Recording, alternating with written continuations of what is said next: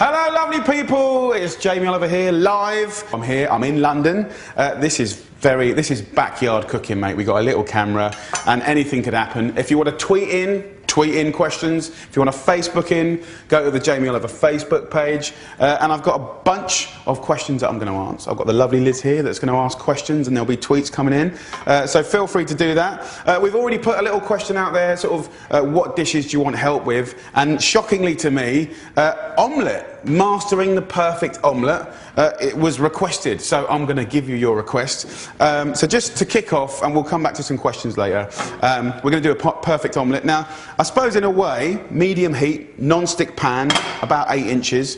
The nice thing about an omelette, you know, the difference between a good omelette and a bad one is phenomenal. A bad one is hideous, a good one is just wonderful. But eggs are probably the cheapest, sort of most brilliant form of protein. All the nutrients, minerals and stuff in there are really, really good for you.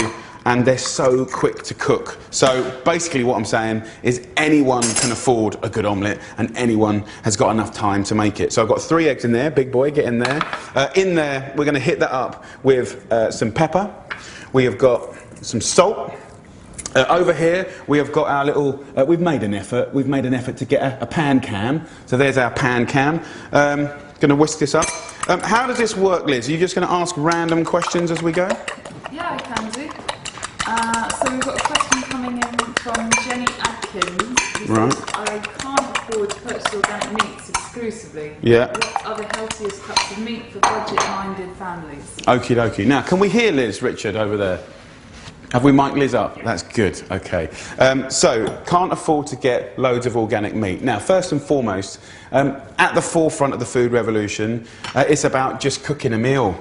You know, cooking from scratch. It's about fresh ingredients, and it's about sitting down with your family once or twice a week. If you're doing that already, then you're incredible. You're in the elite. As far as trying, you know, if you haven't got the budget for organic meat, and just to clarify, a lot of people think that organic meat is crazy, weird, hippie food. Why is it so expensive? Look, it's more expensive because the animals generally live twice as long. If they live twice as long, they need twice as much food, which is generally why they're twice as much. Okay, so that's why. But it's a good question because if you're using ground meat, if you're going to use the cheaper cuts of meat, anything like the brisket or the shins of beef, or, you know, in a lamb, it'll be the shoulder of lamb or the shoulder of pork. You know, those, we call them in England second class. There's nothing wrong with them. It just means they can't be cooked quickly in a pan. If you're using like the stewing cuts or the cuts that need slow roasting or cooking overnight or mincing and sort of turning into a ragu, you can actually pick those cuts up really, really cheap. And also, kind of going back to stuff, you know, things like the chilies, the ragus, the bologneses, using the ground beef, you can take a little meat, and with other vegetables and herbs and stuff, you can take it a long, long way. So hopefully that question helps. Also, if you buy local, you've got a better chance of getting a cheaper deal because you have a relationship. And also, it's not necessarily just about organic. You know, trying to get really good free range or higher welfare stuff is really good too. Okay, let me just get back to the omelette. It's pretty damn hot. In the pan, I'm going to add some smoked streaky bacon, so I'm going to put that in first of all. I could do a plain omelette, but I'm just going to give you like a little flavour, you know, something that I like to do. Funny enough, my 7-year-old kid does this at the weekend, and Daisy, she loves to cook. She can do fried eggs, poached eggs, boiled eggs, omelettes, and I know I'm not supposed to be training her up, but she's interested, so I can't help myself. And then Poppy, my other kid, she's not interested at all. She's just doing her other things. So the bacon goes in. Also, you've got smokiness, you've got saltiness. Come over here, have a look at these tomatoes. If you look down the farmers' markets these days, or in decent supermarkets, you haven't just got the bog standard boring tomatoes. You've got reds, yellows, cherries. You can get black tomatoes, tiger sort of looking marble tomatoes. So have a little look around. I guess what I'm saying is there's some interesting stuff out there, so make use of it. I'm just going to let this fry. And we've got crispiness happening in the pan here. Let's have a little look in here. We've got, the crispiness means flavour. We'll get that going. I'm cooking it slowly because I'm talking too much. Any more questions, lovely Liz? Yeah, we've got one from Roseanne Caputo. What can be done to help someone who dislikes all vegetables? All vegetables? All of them. All vegetables. Okay. Look, first and foremost, like, you know, eating different things, trying different things. Look, we're all human. We all have things that we don't like. That is normal, okay? But at the same time, like anything else in life, whether it's music or fashion or clothes or art or whatever, it's what you're exposed to. It's what you see, it's what you smell. So look, literally just going down, in America now, there's some incredible farmers markets. I guarantee you that if you walk around there for 45 minutes, just looking, smelling, having a laugh, you will see stuff that kind of sticks in your head, and you might have a little try of things, and you might have a little go, and that's what it's all about. But if you want to find ways of getting veggies in you and liking it, I guess things like juicing is really good. You know, just if you like chopped salads, you know, if you like any of the kind of foods that you love, if you like a little salsa, salsas are wicked ways of getting loads of veggies into your food. You know, herbs, citrus, stuff like that. So let's do this omelette because it seems to be going forever. What I want to do is just throw these tomatoes in. I'm just going to literally warm them up. So I've got a lovely sizzling, crispy bacon. Right, now I've tossed it in all that lovely sort of bacon fat. I'm going to take this out onto here. I want this pan to be kind of hot, but not too hot. So I'm just going to take it off the heat for a second. I've already got a little bit of fat in there. I'm going to put an egg in there. Now I'm using a 3-egg omelette. Right, you can make it with a 2-egg omelette.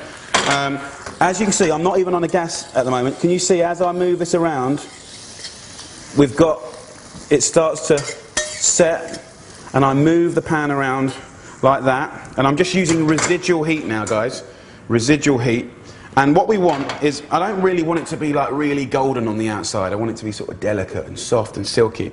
So I'm going to take a little bit of cheese, just a tiny bit, and just grate that, just little swoops of that from a height. And what's interesting, if you get in there in the camera, you'll notice that it kind of looks still a little bit uncooked on the egg, right, which is at this point. But eggs cook at a really low temperature. They cook at a really, really low temperature. So you kind of, it's a little bit like, oh no, I'm going to talk about soccer now, and you guys hate soccer. It's like when you're trying to curve a ball into the top right corner, but you kick it over there. Or in tennis, you try and put some spin on it. You go over there, but it ends up over there. With the omelette, you've got to take it off early to cook it perfectly. If you cook it perfectly in the pan, by the time you get it to your plate, it will be miserable, dry, fluffy, and hideous, right? So bear with me on that one.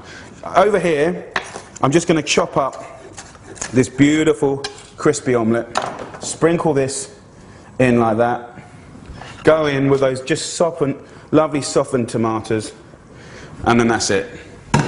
And I know it's geeky, guys, but when my 7-year-old, she does this on her own, right? When she mastered it, I was so proud. Because there's something about allowing your kids the basic skills. It's so weird, like, you know, if you look at what kids do on America's Got Talent, you know, that dancing around, flipping around, pogoing, I don't know, you know, breakdancing, BMXing, karate, whatever. Kids are so talented. Kids are so, like, precise, and they're so amazing. And yet, no one wants to give them a pan or a knife because, like, ooh, like it's more dangerous than a bike on a road next to a freeway. Do you know what I mean? And so when I see my little kid knock out a beautiful, perfectly cooked omelette, I know that for the rest of her life, she's going to be able to cook at university, or if she goes, she probably won't go to university, but you know, she'll be able to look after herself, and that's the main thing. So, okay, over in here, I'm just going to roll it up like that. Beautiful. And then I'm going to turn it out, take the plate to it, 1, 2, 3. Gorgeous, like that. And the point of this bad boy is delicate, soft, silky, still gooey in the middle, smoky bacon and tomatoes, bit of a winner. And you can win this omelette. I will post this to you in America if you want it. Just tweet in your address now and I will send this to you. I've just got I pulled some radishes out. We grew these radishes in a flower box, sort of 4 floors up in a block of flats from seed. They don't take very long to grow, a couple of weeks. So I'm going to show you how to make a quick salad. It's nothing special. I've got the cheapest lettuce that money can buy.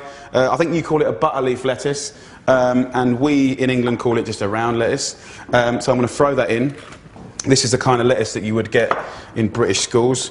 I've got the radish here. People are a bit scared of radish, but I'm going to quarter some, half some, slice some. Kids love to grow these, by the way. And to answer that question, that person that was saying, I don't like any salad, I don't like any veg. Here's, in all of the time that I've worked with children in schools, England or America, and the small amount of work that I've done in Australia as well, I've never ever met a child that won't eat veggies or fruit when they've got involved in growing them and planting them. Fact. So, you know, when you get involved in working with this stuff, it's great. So radishes go in. I'm going to give you a quick principle. I don't know if you guys are into this, but for me personally, like, herbs are essential in salad. So just a little bit of parsley and mint. Parsley and mint make any salad really, really rock. So I'm just going to chop that up. Buying salads in bags is okay, but it's really expensive. So if you're cash strapped, you know, kind of buying whole heads is much better. To make a dressing, my simple kind of recipe is do it in a jam jar, an empty jam jar, and do 3 to 1. And that means 3 times more olive oil than acid. So if I do it in a jam jar, you can kind of very much visually, let's have Mr. Cameraman get right in there, big boy. Is that the closest you can get? Come on, America is waiting on you. If you film this wrong, there's going to be dodgy dressings made all around the place. That's it, get on your knees, God bless you. Okay, so 3 parts olive oil to 1 part lemon juice, a good pinch of salt and pepper. If you wanted to put herbs in there, you can. If you want to take it to Asia, you could go lime, you can go chili, you can go soy sauce, you can go coriander. If you wanted to go to Italy, you could put a little bit of sun-dried tomato, some olives and some balsamic vinegar. You know, basically what I'm saying is the concept of 3 to 1, 3 parts olive oil to 1 part acid. Use that, take that, and wherever you come from in life, make it your own ting. Okay, lid on. Shaky, shaky. You just do it once a week. Nothing can really go off in there. That'll sit. If you did that much, it could sit in your fridge for a whole week. The biggest rip-off in the world is those hideous bottles of dressing full of loads of crap. You know, not really into those. So at the end of the day, most of the people that I work with, everyone always says it's way more expensive to cook fresh than it is to buy like the cheap takeaways. And that's probably true for cooking for 1, but debatable on 2, and for a family of 4, categorically, absolutely not. I've never worked with a family where we can't save them at least 10% on their shopping bill, which is normally like a couple of grand a year. And you know, you want to do stuff with that money. You know, it's good. It's good to save money, and if it makes you live longer as well, then happy days. Let's just finish that salad. This is a really humble salad. Costs nothing. Great with steak, fish, crunchy, citrusy. But more to the point, the reason for cooking these 2 dishes today is the kind of food that you guys have requested. Simple things done well. A basic salad dressing, and a basic omelette. So guys, if you like that, if you like the fact that we've got this little live thing going on, look, I really want to work with you guys in America, support you guys. Put your request in. If you want me to come back, we'll do it again. And anything I can do to help, God bless you. We're raising some money for schools and kids and teaching them to cook in LA. There's this cool website called causes.com. It's pretty massive, actually. If you go there, what they do is they kind of like go into people's like birthdays, famous people's birthdays. My birthday is the 27th of May. And you can give up cash, you can give up all sorts of things towards us helping other people. So my wish is to get equipment for kids in LA to teach them cooking. And if you guys want to help or donate anything, go to causes.com and find it. And the great thing is if it goes ballistic, only if it goes ballistic, you get to get a pie pushed in my face. That's how serious we are.